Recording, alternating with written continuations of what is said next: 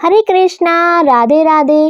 आप सभी भक्तों का वेलकम है एक बार फिर से वृंदावन गोपिका चैनल में। आई होप आप सब बहुत अच्छे होंगे, खुश होंगे और अपने प्यारे लाडले लड्डू गोपाल जी की सेवा भी कर रहे होंगे।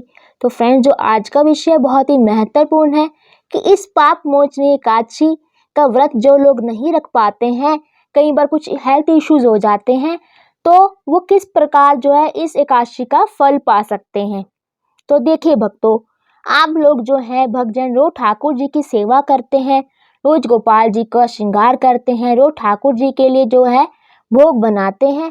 और जब भी आपको कोई मौका मिलता है या ठाकुर जी से कोई भी संबंधित जो आपके व्रत वगैरह होते हैं या अन्य व्रत होते हैं, तो आप व्रत रखने की भी पूर्ण रूप से कोशिश ज़रूर करते हैं।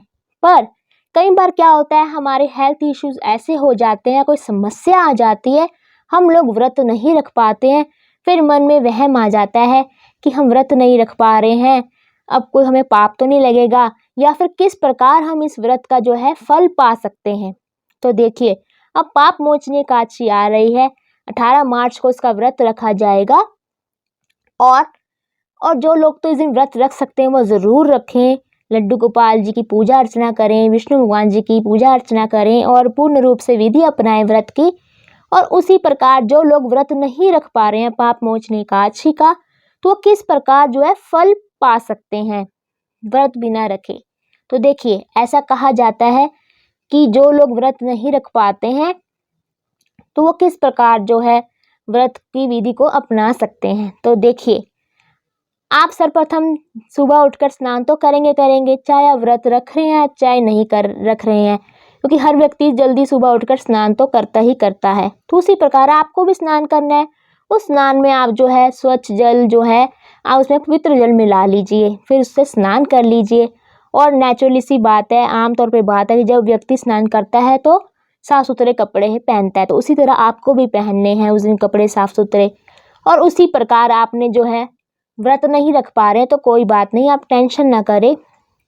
तो आप सब साफ सुथरे कपड़े पहनकर उसी प्रकार जैसे हमें पूजा करनी है पाप मोचनी एकादशी से संबंधित, आपने उसी प्रकार एक चौकी लगानी है। चौकी पर आपने पीले रंग का कपड़ा बिछाना है, उस पर आपने जो है विग्रह, आपके पास कोई विष्णु भगवान जी से संबंधित, ठाकुर जी, लड्डू गोपाल जी का विग्रह है, कोई शालिग्राम जी आपके पास, तो उनको साबित करके आप विराजमान करिए। फिर उनका जो है स्वागत कीजिए, अक्षत फूल वगैरह चढ़ाइए आप, और फिर उनकी पूजा अर्चना करें और उनकी आरती उतारें, उन्हें भोग दें। तो जिस प्रकार हम एकादशी की पूजा करते हैं उस प्रकार हमें करनी है। और इस दिन हमें विशेष रूप से पीले फूल चढ़ाने हैं। ऐसा माना जाता है कि पीले रंग का बहुत महत्व रहता है इस दिन, तो पीले रंग के फूल चढ़ाने हैं, पीले रंग के भोग हमें ठाकुर जी को अर्पित करने हैं।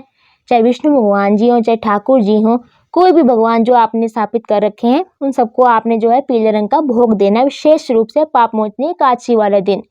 फिर आपने पूजा अर्चना करनी है। जो आपको पाठ आता है, कोई भी आपको विष्णु भगवान संबंधित पाठ आता है, मंत्र आता है, वो जरूर जाप करें आप। तो इस प्रकार आपको जाप करना है। फिर उनकी जो आपने पूजा अर्चना आरती वगैरह करके जाप मंत्र करके आपको करना है। उसके बाद जब आपको शाम को जो है आपको कथा भी पढ़नी है, तो आप इस प्रकार जो है कथा पढ़ सकते हैं।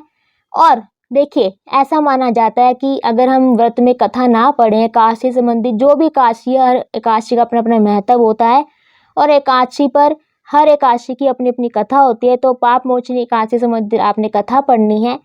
तो इस प्रकार जो है आपने पूर्ण रूप से एकादशी व्रत का जो है पालन करना है। अगर आप व्रत नहीं रख पा रहे हैं तो विधि तो आप पालन कर ही सकते हैं। तो आपने व्रत कथा पढ़नी है और फिर आपने आरती वगैरह करनी है। फिर एक बार दोबारा से व्रत की जो भी आप कथा पढ़ेंगे, इस प्रकार आपने करनी है। और इस बात का ध्यान दें कि उस दिन चाहे आप व्रत रख रहे हैं चाहे आप नहीं रख रहे हैं, आपने चावलों का प्रयोग बिल्कुल भी नहीं करना है।